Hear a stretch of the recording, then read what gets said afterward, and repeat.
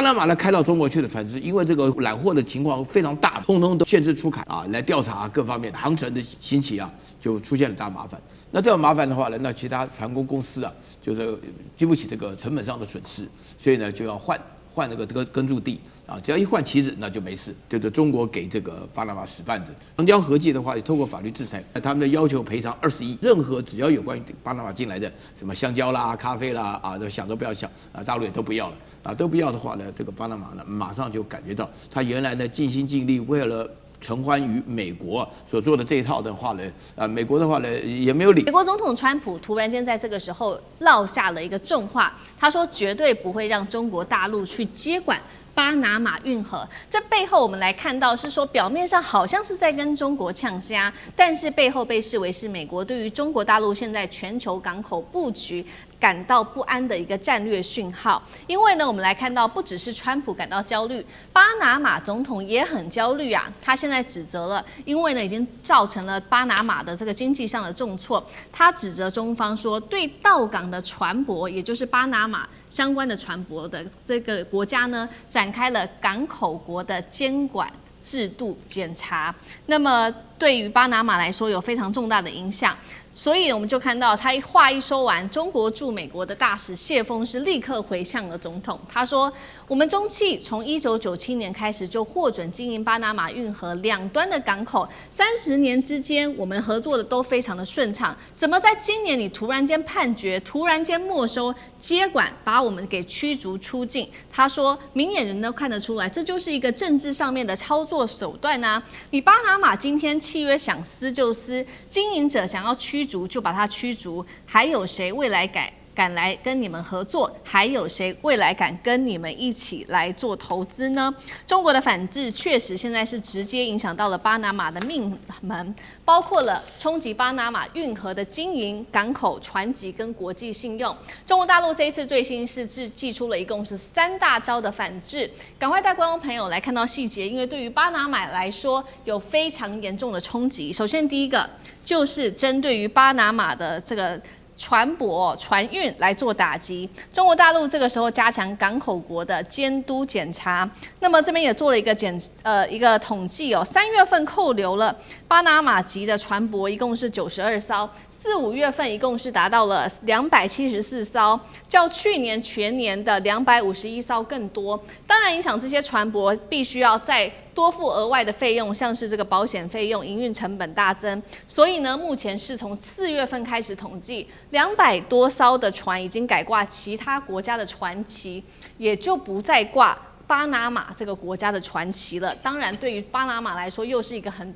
大的一个商业上的损失。第二个，中国大陆祭出的就是法律战了。长江合计最新呢，他已经提出对最高法院裁决提出了一个国际的仲裁，要求当地巴拿马必须索赔20亿美元，这个是在法律层面。最后是在贸易跟投资的一个反制哦。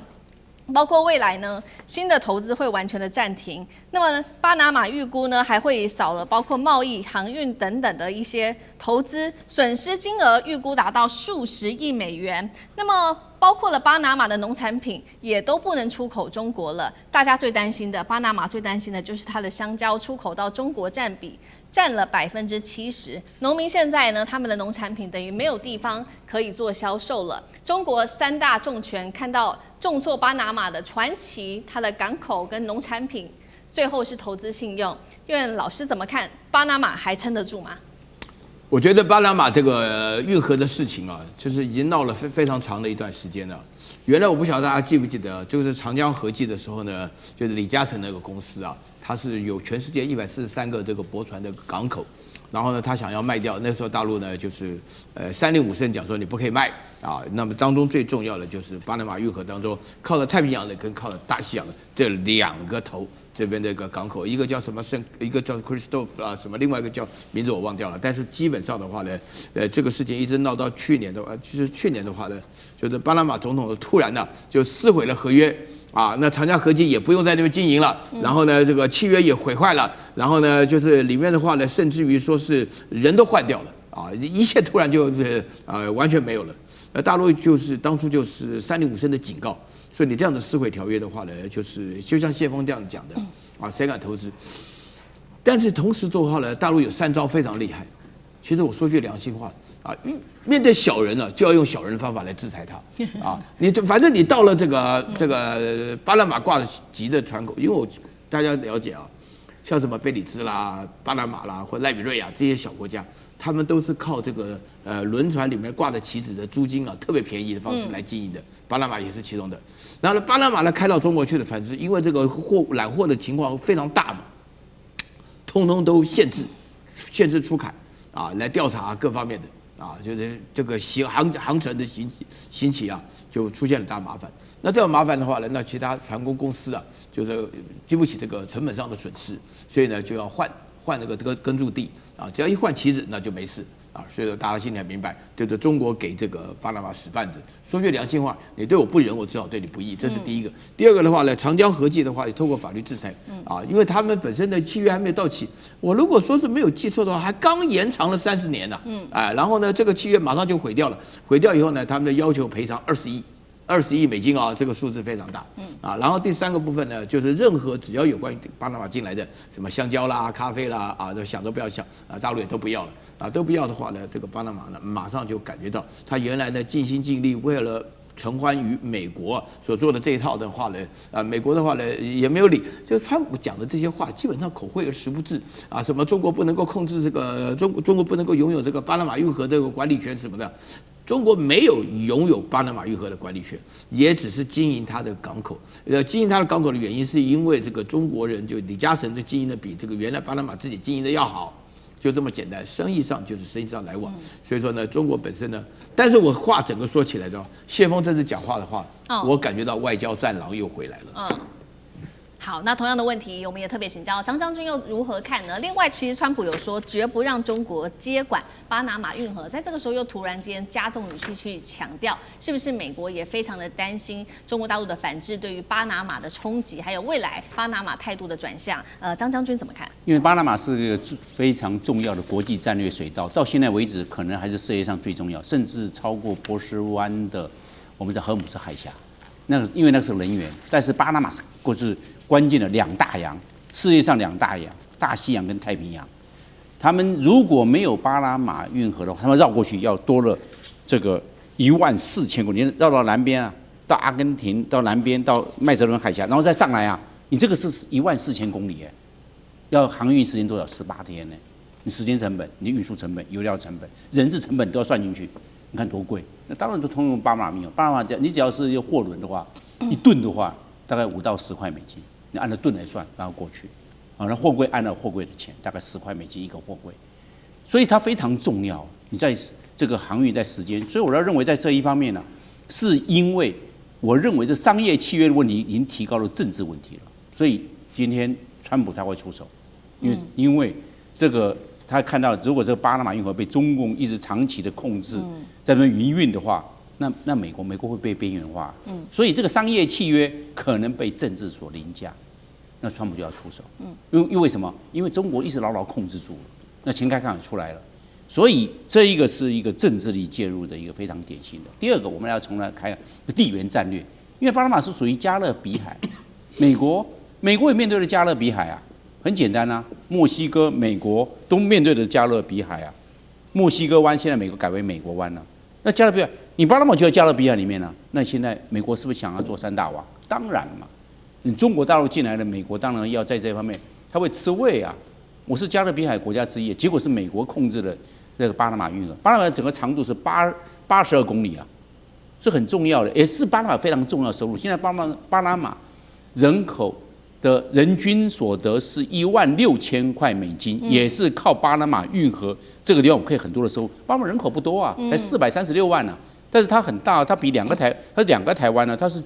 75000平方公里的土地了，蛮大的。你不要，那运河是运河啊，巴拿马那么多腹地，所以刚才讲到那个苑教授讲到了咖啡、香蕉，那因为刚好那个纬度就是这个咖啡跟香蕉。巴拿马我去过嘛，我对这个很了解，就这个尤其气候蛮炎热的。第3个，我认为这是影响力的问题，国际的影响力。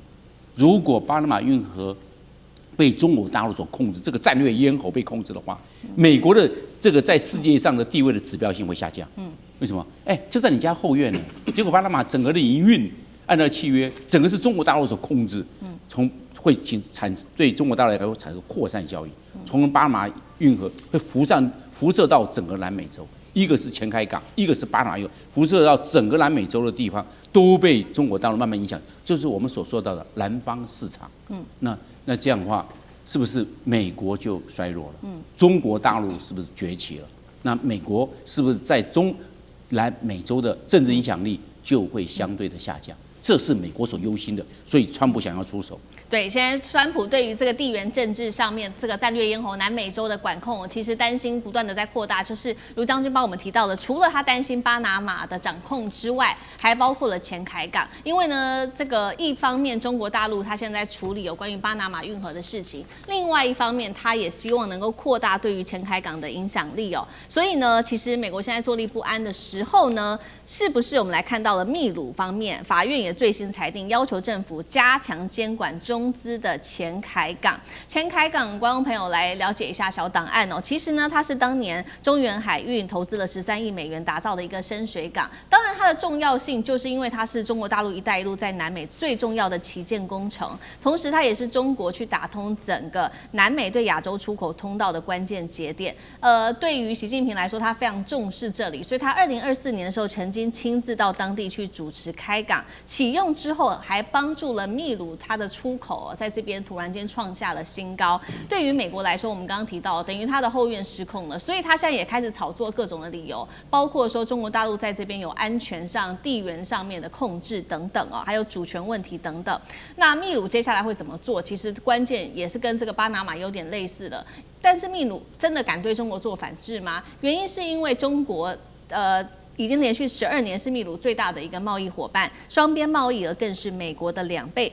对于经济上面的依赖，秘鲁其实是非常的高的。秘鲁接下来的态度，厉将军又怎么看？我先讲前海港哈，事实上对整个南美洲跟亚洲地区的运输是非常重要的，可以整个节省从33天节省成23天哈。那你如果航运时间减短，当然你的成本就降低哈。那对这个航商来讲的话，当然是一个大利多。为什么大家会觉得奇怪？为什么秘鲁这个前海港运到亚洲来，航运时间反而可以缩短？因为它走的是这个大球航线哦。这个我们知道地球是圆圆胖胖的嘛。那你如果说是从墨西哥或者从美国运输的话，事实上是这个整个走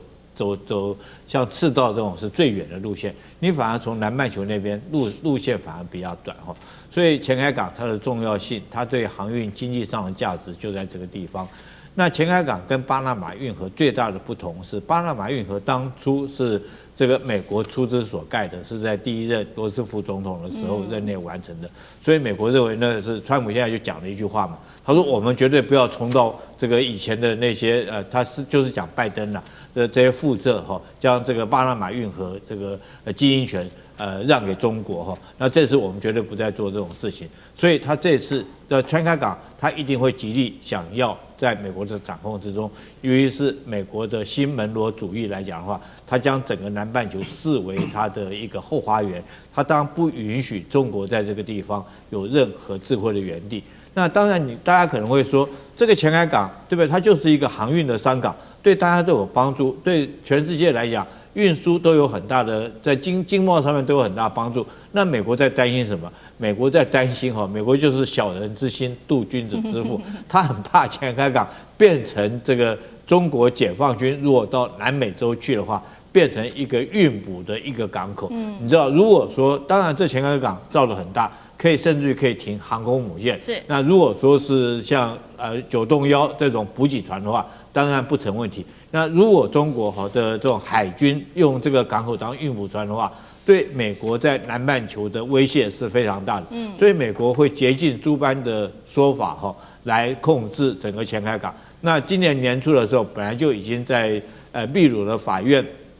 已经申请过一次的这种法律的诉讼哈，那时候裁判，因为这个港口本来就是中资的，那你这个政府你凭什么去过度的干涉去管这个港口？当然那时候法院裁定是不可以管，可是美国它不死心哦，它一直怂恿秘鲁要再重新再管控这个港口，所以说这一次来讲的话，当然是说这个就推翻年初的裁决，要比较这个要监管这个港口。但是我特别讲，如果说你真的是这个秘鲁政府如果监管这个港口，对你来讲，中国有很多的工具箱，巴拿马血淋淋的例子就摆在前面，立陶宛也是如此。是，那中国可以用哪些手段呢？第一个就是这个，它当然我可以申请国际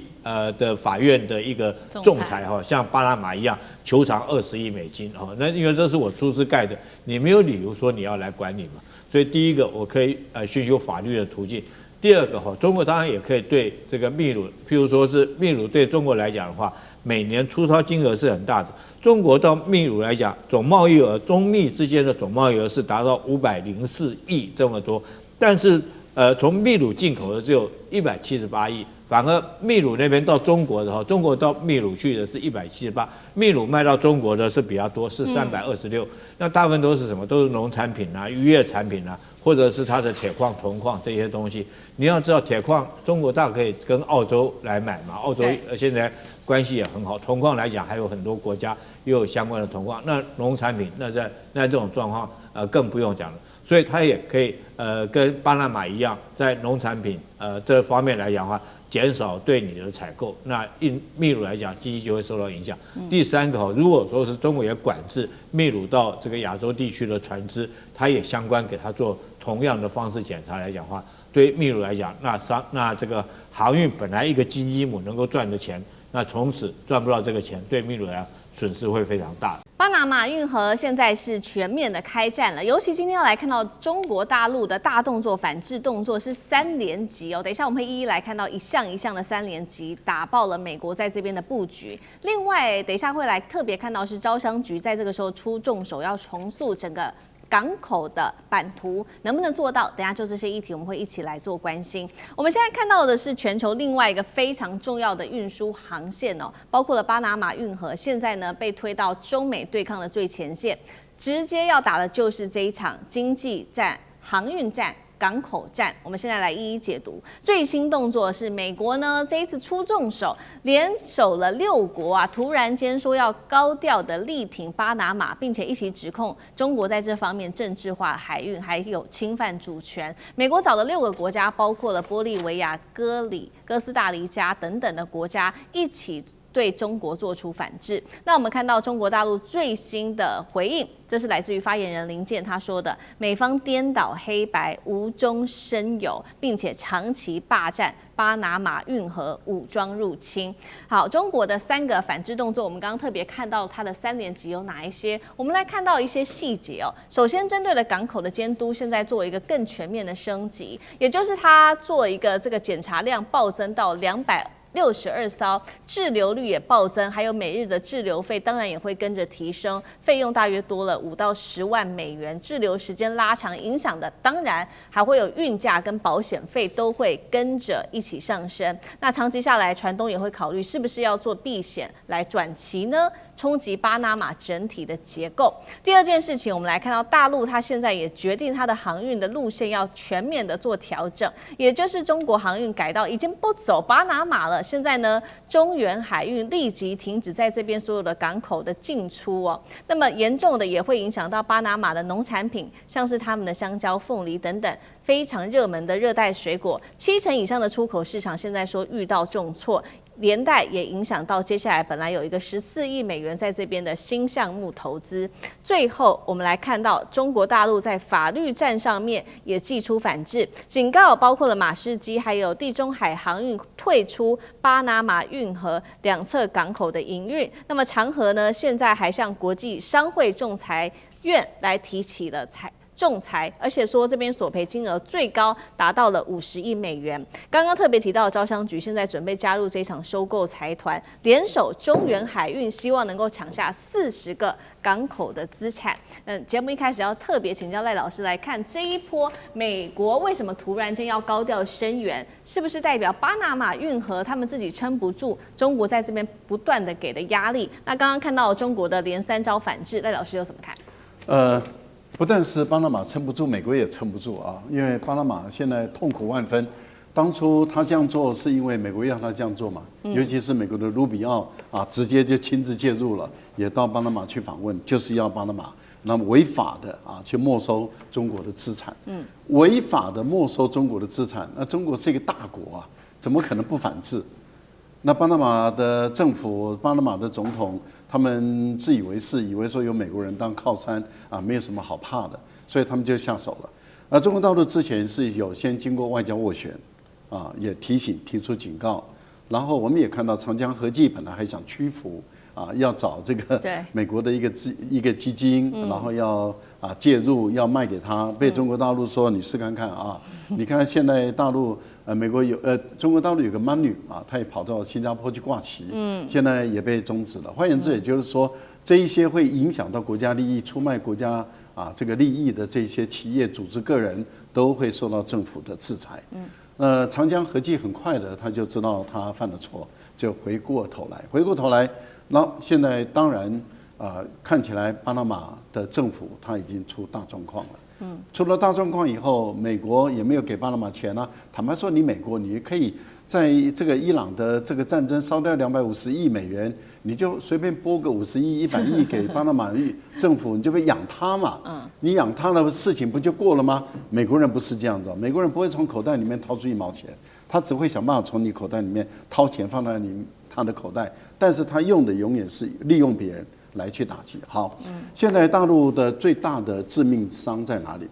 在于我们看到第一个就是你只要挂巴拿马旗的船到中国大陆来，基本上的检查会比较严一点，那就考验很多船公司，不管你是地中海航运，那是很大的船集团嘛，还有马士基也是很大的船集团，台湾也有很多船公司。他的船挂的就是巴拿马旗的，那你现在你要不要再挂巴拿马旗？你只要挂巴拿马旗的船，你到中国大陆来，那你靠港停，那检查的时间就很久了，你负担的成本就越来越高了。我觉得这个对于巴拿马的政府来讲，它的财政收入会影响很大。为什么？因为会有很多的船公司开始不挂巴拿马旗，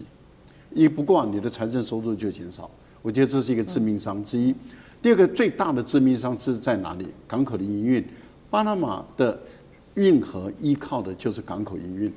而港口营运中有3大港口，其实3大港口都是很赚钱的港口。那也就是说，给地方的给巴拿马政府财政赚很多钱的港口，2个港口就是长江和记的这个港口，一个就是中原海运的港口。为什么？美国的船目前来讲，经过巴拿马运河的船最多的，排名第1名的是美国。可是美国走比较多的是军舰，因为它的军舰不断的穿梭这个水道，所以对于美国来讲的话，它不付钱的，它不付钱的，因为它现在要求巴拿马政府不能收美国的军舰的过运河费，所以美国使用量排名第1，第2名的是中国大陆。那中国大陆现在不走这条航运，那你想，巴拿马政府会损失多少？对。第3个就是有很多的船走这边的时候是靠的中国的港口跟香港的港口，那也是中国香港的港口，而他们是最有效率的港口。那换言之，也就因为有效率，所以它本身的吞吐量是大的，货运的整载量是大的，所以巴拿马政府的财政收入跟经济发展是繁荣的。好，这2个港口当初会被巴拿马这样弄起来的时候，是跟马士基还有跟地中海航运有关。他们说你没收以后，我来帮你经营。现在中国大陆把这2家企业的老板请到这个家里办公室来喝咖啡，应该是喝中国茶了。那喝完中国茶以后，我们很明显的看到这2家公司，你要不你就是整个失去中国的港口的营运，你要不你就是不要经营这2个非法的港口。那当然，这2家公司怎么敢经营这2家港口？这2家港口没有经营，那就荒废在那里。这对于巴拿马的政府的财政收入跟它的经济发展影响很大。那中国的海运自己也不走了，港口也把它停在那个地方。那请问一下，你巴拿马政府怎么应付得下来？所以我个人觉得，美国找到那6个小国，各位观众朋友，您再看看盖亚那讲的那些6个小国。它对于中美洲跟拉丁美洲，它是没有任何影响力的，所以那就代表什么？美国这么一个大国，能够产生影响力的，竟然这么有限，可悲啊！好，同样的问题也特别想让将军怎么看？现在看起来，巴拿马已经变成中美对抗之下的牺牲品嘛。哎，对，巴拿马运河其实对美国是非常重要的哈，就像是赖教授刚刚所讲的，美国军舰在那边走来走去，美国军舰哈，它是为了巴拿马运河而量身定做的。各位可能不知道，在二战时期的时候，美国的像密苏里号这种主力战舰，它的船宽只有32公尺。为什么船宽32公尺？它就是为了要通过巴拿马运河，因为这边是大西洋，这边太平洋。那32公尺对主力战舰，我讲一个数字哦，日本的大和号船宽是多少？40公尺，你就知道它为什么将自己船做这么窄，做成一条这个流线型比较细长的。那当然，巴拿马运河对美国来讲具有它战略的重要性，所以美国一直要控制这条运河。那之前我们晓得，就是林健所讲的嘛，美国为什么是曾经对这个巴拿马运河巴拿马这个国家曾经武装入侵过，对，他就是派他的特遣队把他的总统诺瑞嘎直接抓到美国去审判。我们都知道这一段的过往的历史。那这次事情发生怎么样呢？因为巴拿马运河后来就变成由民间商运来经营，那由长和集团标到这个标，再分别在巴拿马运河的两端设立了港口。那其实这个相安无事也经营了30年。但是从川普上任之后，他就积极的这个想要控制巴拿马运河。他用什么方法呢？他就叫这个巴莱德去收购这个长和集团的这2个港口。但是收购你就收购嘛，但是没想到在今年的1月居然巴拿马政府配合美国川普，就由他们的法院直接裁定说是长和集团经营这2个港口是违宪的，就直接把这个长和集团没收了。那对中国来讲的话，他当然要维护自己国家的尊严跟利益，还有国家厂商他应有的权益要维持。所以，那你说过，第一个就是打官司嘛，叫长和集团继续去打官司。那第二个，你知道我们刚刚讲的巴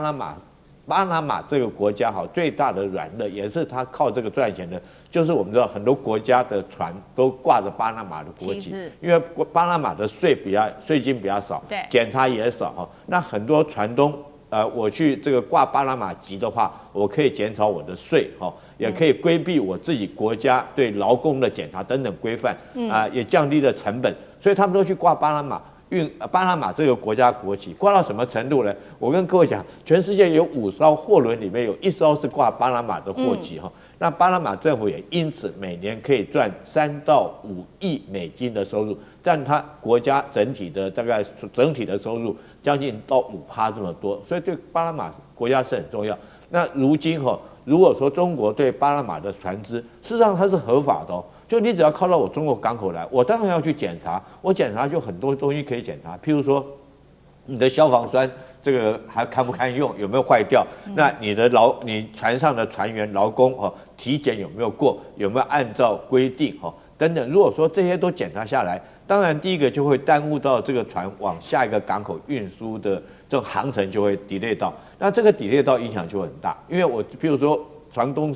一定是，譬如说上海港口靠完了以后，他可能下一个港口到日本东京，然后再下一个港口到这个美国的某一个地方。那如果说中间有一个环节 delay 到了，那后续就会 delay 到，那就会增加这些船东的营运的成本，也会增加他的这种保险费等等所以对这些船东也非常的不利。那中国用这一招确实是非常高明了。那紧接下来就看巴拿马这个国家在这方面服不服输。如果说是不服输的话，我想中国还有后续很多的这种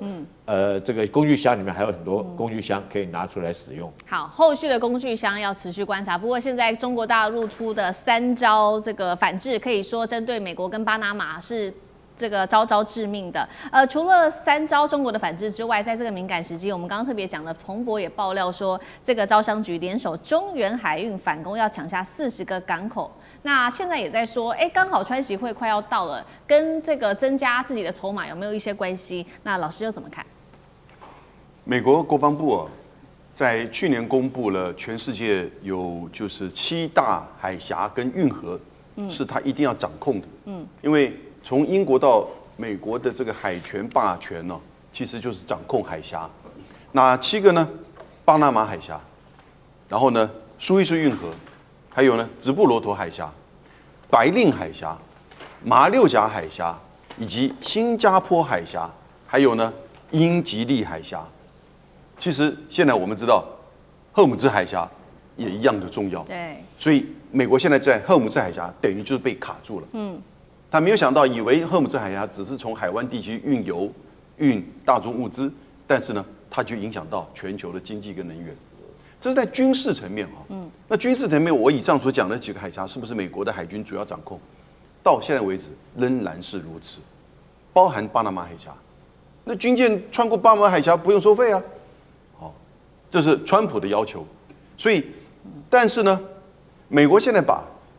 从川普一开始，中国的科技跟经济的发展就视为对他的霸权的威胁，所以就开始打贸易战、科技战。那现在就延伸到海峡层面以及港口层面，他也看到中国大陆在各个港口的，尤其是中远集团的掌握，因为很多其实港口是有好几个这个口岸，那好几个港口 piers，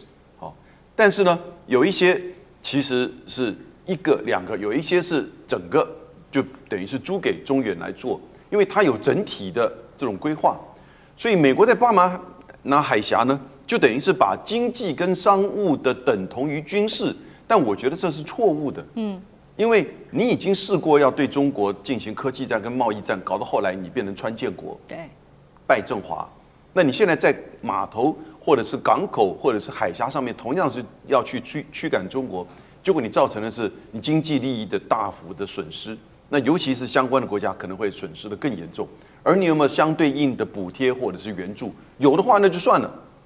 可是没有。而它面临到全球连接在一起，港口再连接在一起的时候呢，那这个损失可能就更大了。所以我是觉得美国自己要认知到你在巴拿马运河上面的问题，其实你如果把它分为经济、贸易跟军事两种不同的，其实你还是掌控在军事价值跟这个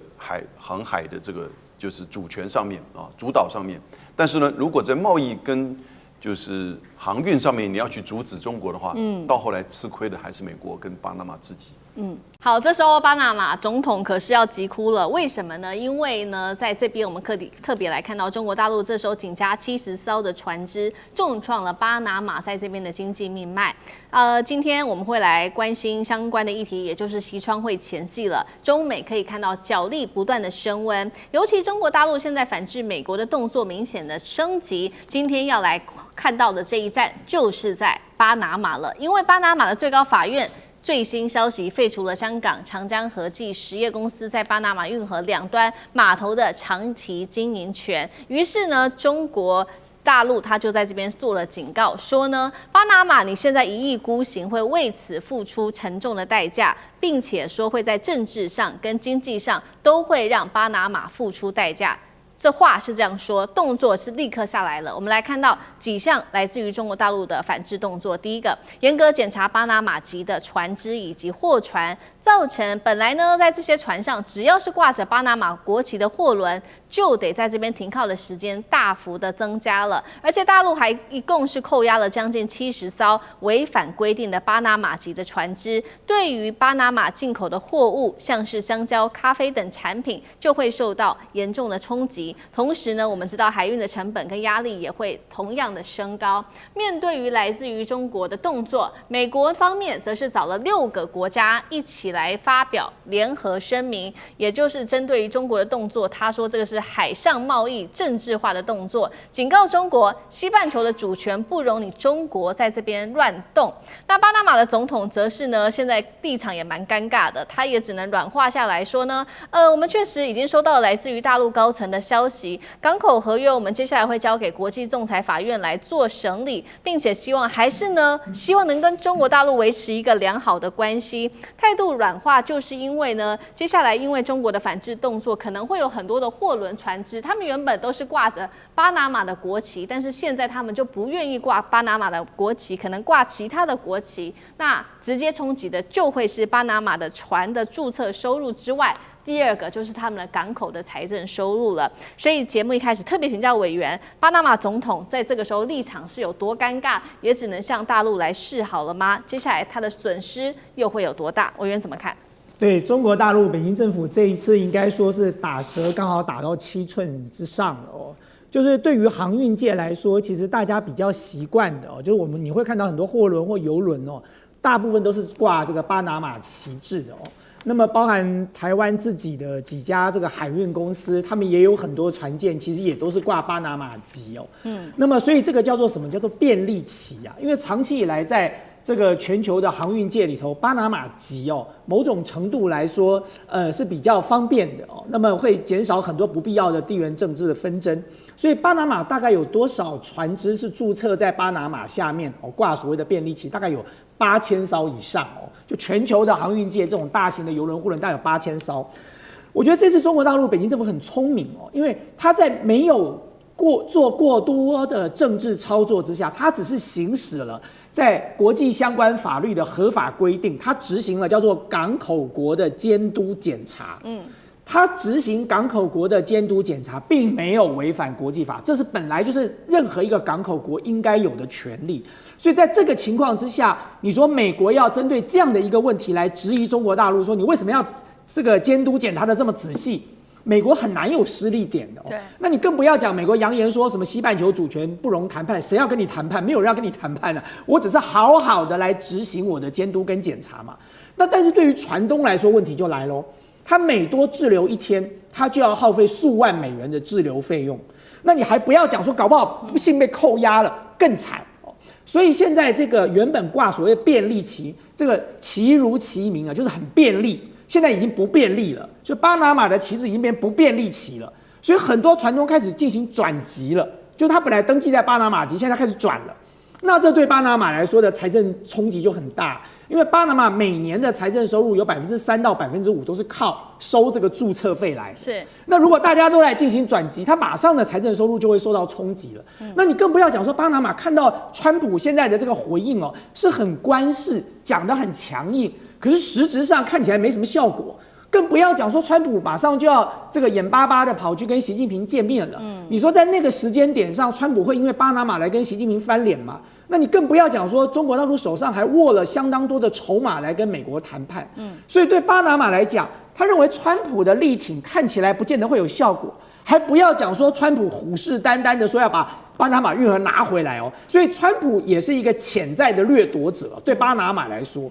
那么因此，当然现阶段他看到这样的一个状况，美国并不见得可靠，美国未来可能是个威胁，有没有必要为了这样的事情跟中国大陆彻底决裂，立马就影响到自己现在的财政收入呢？这就是巴拿马现在稍微示弱退让，并且希望能够跟中国大陆有一个良好互动的原因。好，这个巴拿马的痛其实才刚开始而已。那中国大陆的反制已经对巴拿马造成一定程度的冲击。那另外一方面，我们来看到中国大陆它还有另外一招，也就是大家还记得吗？去年我们讨论了很多，就是长江和记实业这间公司，它不是要出售它的43个港口吗？当时呢，我们谈到说，这个买家包括了有来自于美国的贝莱德公司之外，还有地中海航运。但是呢，因为这个怕有争议哦，所以中国大陆的政府是立刻否决了这样子的一个交易。那最新消息是来自于中国大陆它的招商局介入在这个交易的竞标当中了。接下来它会联手中远航运一起，希望拿下这43个港口之外。这是第一个，第二个，他们现在还说要一起扩大在巴西的投资，拿下巴西的最大的跟第2大的港口。中美海上霸权竞争现在白热化了吗？舰长怎么看？其实如果我们看到这个有关于马汉当年写的海权呢，那有关于海权的本身呢，那其实它不是单独存在的，它真正的用意也就是说，它必须要以军舰来讲，它要建立这个海上的一个交通线。那这个交通线是为了什么？是为了贸易，而不是为了军舰跑来跑去啊。军舰跑来跑去，现在的燃气涡轮来讲很耗油的。那它其实是要维护这个国家的一个贸易啊。那为什么我们刚刚讲到有这么多的一个就是使用方便期或者的状况？因为这一些国家，它对于无论是劳动法令、安全法令，或者是相关的税收啊比较低啊。那我们讲第一名是巴拿马，巴拿马其实它所拥有的是3亿3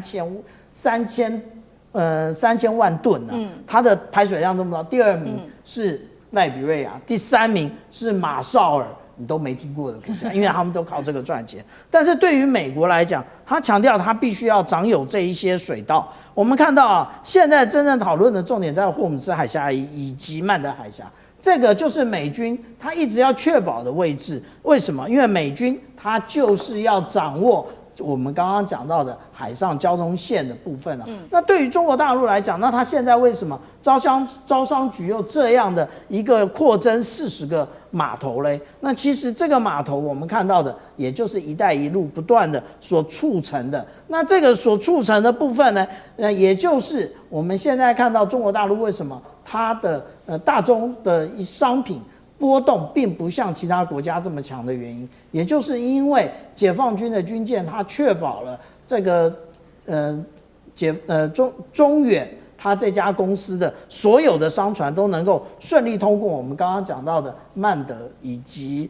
霍姆兹海峡的部分。那中国大陆为什么要这样做呢？我们仔细想一想，远的不说啊，那也就是我们看一看这个在2次世界大战的时候，也就是对日抗战的时候，日本其实也就是整个封锁了有关于当时中国所有的一个对外的口岸以及相关可能可以支援的港口，所以那个时候才有滇缅公路的出现了。其实就是为了弥补这个部分，也就更不要讲说更远的，也就是甲午战败之后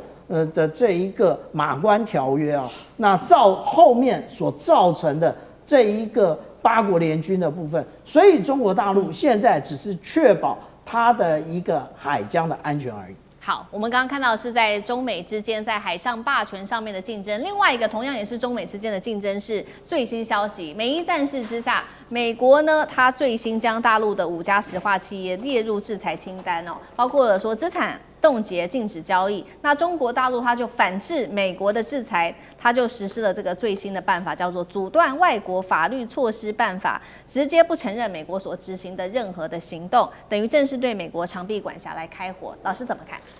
这个事情是4月24号贝森特美国财政部长这边宣布的。因为美国在对伊朗的战争当中进行封锁的时候呢，他要对伊朗的影子船队，也就是在销售伊朗的原油的影子船队，那大部分其实将近80%是卖到马来西亚，然后转到中国大陆，也就是说，其实它大部分是进入到中国大陆。进入中国大陆之后呢，它有相当高的比例是由大陆的这些中小型，他们叫茶壶炼油厂，来在做炼油，大概占整个中国大陆炼油产量可能将近有2%左右。这样一个过程，美国要把它斩断，所以呢，就针对中国大陆的这5家就是炼油厂，恒力石化、山东金城石化、河北新海、山东盛兴以及寿光鲁清这5家石化公司，也就是炼油厂。那这个会产生什么影响呢？就是常被管辖，而且他就是要求不只是冻结资产，他们在美国的资产，这还不重要，他要求跨国企业在中国大陆的跨国企业，可能是美国的，可能是国际的，禁止跟这5家进行交易。那会影响到什么呢？比如说银行的交易可不可以？就不可以。所以你就会碰到这5家如果要进行 SWIFT 的这个交易的时候，透过国际的银行就会被禁止。那这样子个禁止，中国大陆就反击了。在5月2号，他就用国务院的这个条例的方式，就是等于禁止美国的这种长臂管辖啊，任何的企业不可以依照美国的这个条例，4月24号都公布的，然后呢，对这5家采取任何禁止的制裁或者是禁止交易的作为。那这个时候，国际上的企业在中国大陆就会面临到两难：你要遵守美国，你就会受到中国制裁；你要遵守中国，你可能会受到美国的次级制裁。所以这个变成一个两难。那第一个，这是一个在政策上就让这些等于是国际上的这个企业就知道，你现在不是只可以单纯盲目的跟随美国的常备管辖，你要付出更高的成本。那这当然就是企业自己本身要有法律上的这个意识。那第二个，我们看到说，它不是用商务部的这个条例，它是用国务院，它把它提升了。它是针对美国的这个财政部，然后用国务院这个条例的法律位阶的提升，代表他重视这个问题。那第三个就是最重要的是，那到底他还怎么交易呢？其实也就是我们刚刚提到 CIPS 就人民币交易的系统现在的成熟度跟就是这种贯穿度其实越来越受到重视。这5家它可能大部分就会从过去有一些银行或者是不管是原油还是设备的买卖用这个 SWIFT 改为到 CIPS， 是，那它就不会去违反到就是说美国的这个条例。那但是如果企业还是支持这个过程的话，它还是会在这个中国跟美国的这个法律之间呢，受到了一个就是它的困境。因此，这个的的确确中美的一个很重要。我们看似小事情，好像是一个法律上炼油厂的一个法律反制但是代表着中国它自己本身在交易系统、在法律上以及在贸易上对国际企业，它已经有这个制裁美国常被管辖的能力了。